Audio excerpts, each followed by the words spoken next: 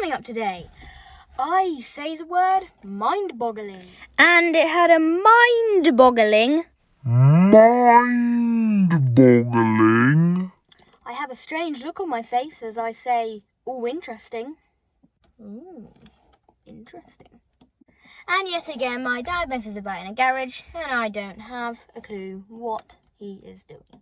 Oh, he's messing about in the garage in the dark this time. Okay. Not a clue what's going on this time again. All that to come. Make sure that you watch the video, all of it, to see all that. Just before we do get started though, make sure that you are subscribed, share, like, whatever they say to do on YouTube videos. Do that for this video and this channel. Thank you very much. Let's get started.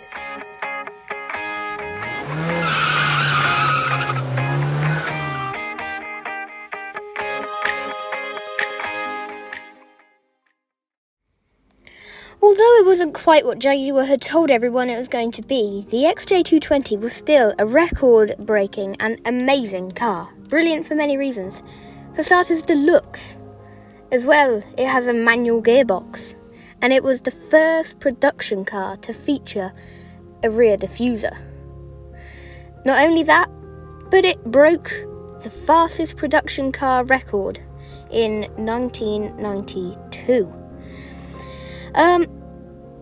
So it hit a top speed of 212 miles per hour with its V6 engine, and in this video we are going to look at the progress of production car speed records by looking at all of the records since the 220s with 212.3 miles per hour.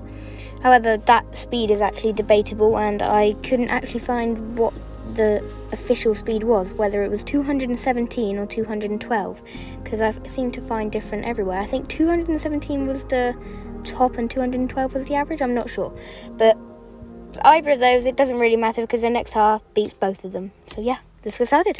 Hello, welcome back. This video, it's actually taken me a long time to make. Normally they take me 2 hours or so to make. This one I've taken, that one session would be 2 hours, one session of doing research and writing down and putting the pictures together to do a voiceover.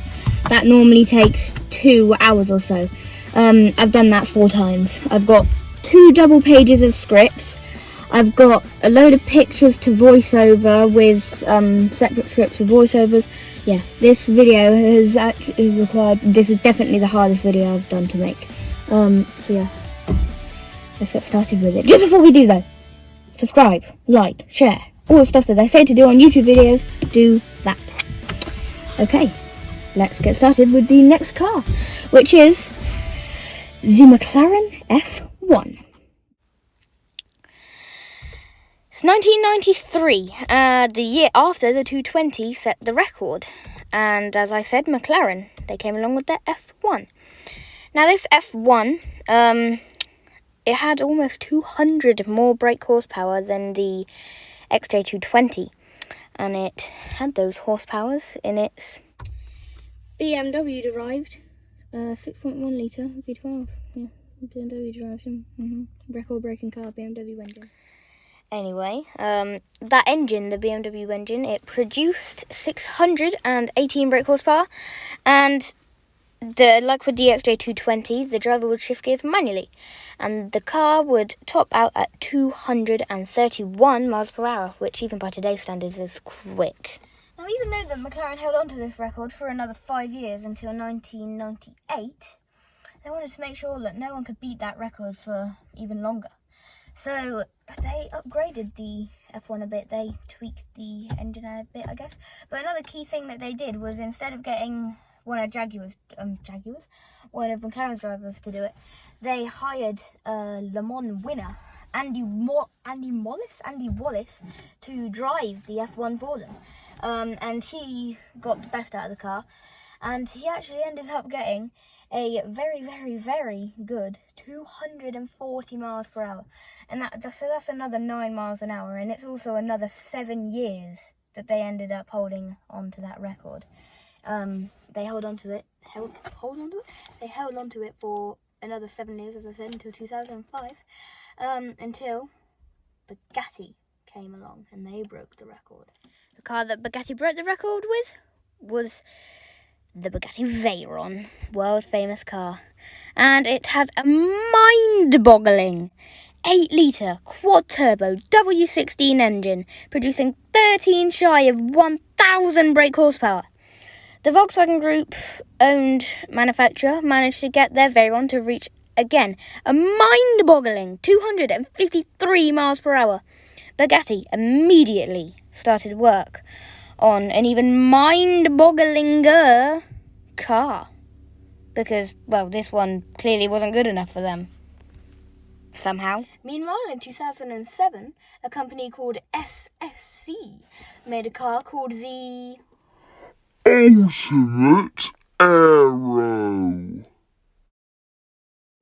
The 6.2-litre twin-turbo V8 achieved 256 miles per hour, which is actually only 3 miles an hour more than the Veyron, isn't it? But still, that's immensely quick, 256 miles per hour.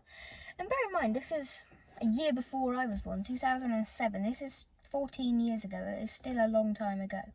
So yeah, that was happening in 2007, and now, 3 years later, Bugatti have finished making their mind-boggling car. And it was called the... Hang on. He's messing about in the garage in the dark this time, okay. Not a clue what's going on this time again. Right, he's gone back in now. If you want to see the other video where my dad messes about in a garage and I don't know what he's having and not a clue what he's doing, then check out my top, the best cars to go on a holiday in. Yeah, go check that out video. Go check that out video. What? Go check that video out if you haven't already. It's getting too dark. I need to move my camera now. Anyway, it was called the Veyron Super Sport. Ooh, interesting. And it had that same 8-litre quad-turbo W16 as the old Veyron, the original Veyron, sorry. And it had an extra 200-ish horsepower with 1,183 brake. The car would do 267 miles per hour. So now they've upped SSC by 11 miles an hour. Although the Veyron and the Veyron Supersport won records and were some of the most famous cars ever, for Bugatti, it wasn't so good, as it's estimated that they lost £3.9 million on each original Veyron. I think they made about 300 cars, so I believe that's... Hang on. 1 billion. How could it be 1 million? 1,200,000,000 pounds loss. I might be a bit wrong there, but if they lost about 4 million pounds on each, then that equates to 1,200,000,000. Jesus Christ. That's a lot of money to lose on making a car. I mean, yeah, it broke records, and they probably did get some money from that.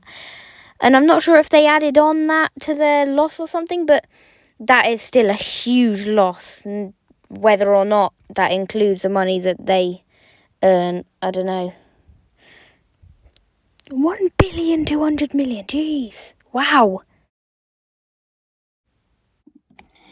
Like that McLaren F1, Bugatti managed to hold on to the record for another 7 years until 2017, when... I'm going to try and get this right this time. I can never say. Koenigsegg. Koenigsegg. Koenigsegg.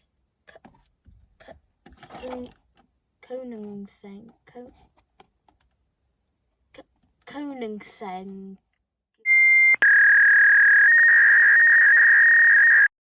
I've learned how to say it now. Koenigsegg. Koenigsegg. I said it the first time. Koenigsegg. Right, I'm probably never going to say it again. I'm probably, if I call it Koenigsegg or something again, then sorry. I've already said it once, so that's how you say it. carry on. Anyway, the Swedish brand of KOENSIGSEGG, they broke the record with the Jaguar RS that looks like this.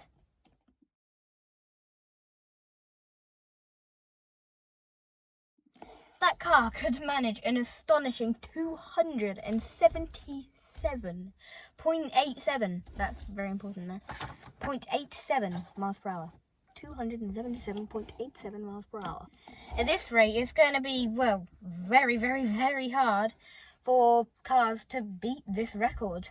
I mean, even most non-production hypercars and supercars can't go that fast. But that Konfung is a production car, and it can do 277.87 miles per hour.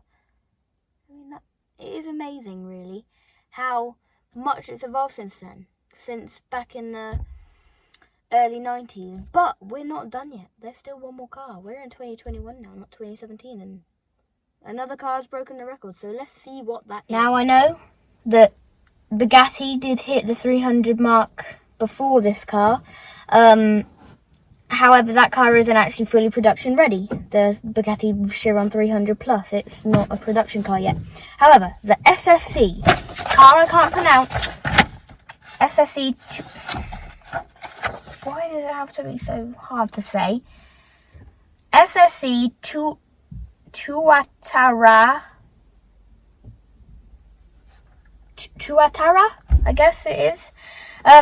It did it with a top speed of, this is crazy, 316.11 miles an hour. 0.11, everyone. 0.11. 316 miles an hour. This is, I think that was in 2020 or 2021. I mean, right. That's about 100 miles an hour more than the 220.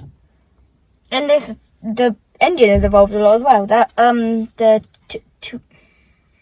Tuatara has, a 5.9 litre twin turbo V8 with 1750 brake horsepower. I mean, come on. That's crazy. So yeah, that is how much the production speed record has evolved and improved over the years. Because, I mean, just look at that. That's 100 miles an hour in about 30 years. That's insane, really. 316 miles an hour. Well done, SSC, with your car that I can't pronounce. Tuatara. Tuatara. I don't know. It's Tuatara. Tuatara. Tuatara, I guess. Anyway, so that's that. Now let's just talk about something else. I just want to talk about the future of the land speed record for production cars first.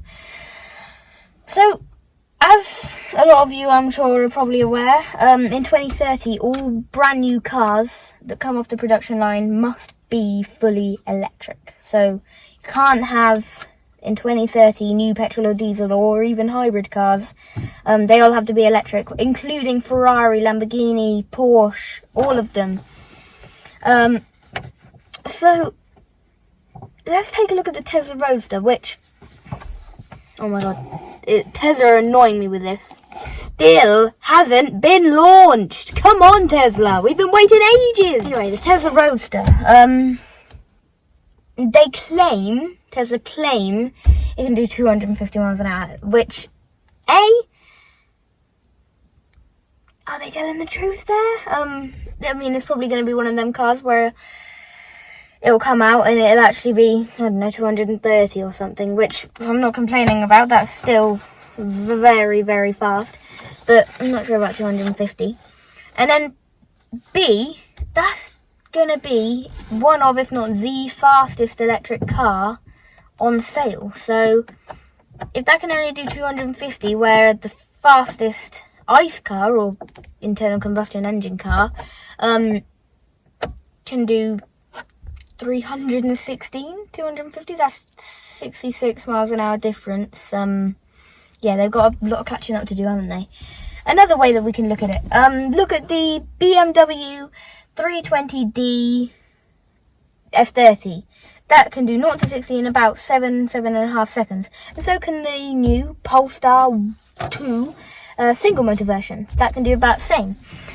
However, that car, its top speed is 100 miles an hour. Whereas the the BMW does a top speed of 146. So clearly there's a bit of an issue there. They can do sprinting, quarter mile and acceleration quickly. But when it comes to top end, ICE cars are always gonna have the extra bit. And that Tesla Roadster, doesn't it claim to have like 1500 brake horsepower or something? I'm not too sure. I don't know loads about that car apart from we've been waiting years for it. So hurry up, Tesla, with the Roadster. So yeah, I just wanted to have a talk about the future of the production car speed record just to end this video. Talking about ending this video, it is now the end of the video. I hope you enjoyed the video. If you did, don't forget, like, subscribe, share, whatever YouTube things say to do for this channel. Thank you very much for watching. Bye bye.